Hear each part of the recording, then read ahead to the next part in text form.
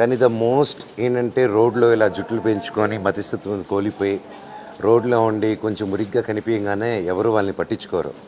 వాళ్ళకి మైండ్ ఎలాగో పనిచేయదు, వాళ్ళకి హెల్ప్ చేసినా మనం గుర్తుండవు అని చెప్పి ఒక ఆలోచనతో చాలామంది చాలా తక్కువ పర్సంటేజ్ వాళ్ళకి హెల్ప్ చేస్తూ ఉంటారు.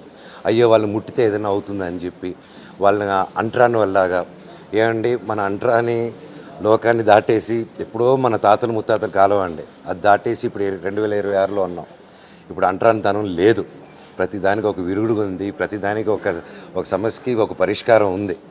సో ఇలాగా అన్న ఇప్పుడు సోషల్ మీడియాలో వచ్చాడు కాబట్టి ఇది కొంతవరకు తెలిసింది, నా వరకు వచ్చింది. ఇలా బయట చెప్పుకోలేని అన్సంగ్ హీరోస్ చాలామంది ఉన్నారు.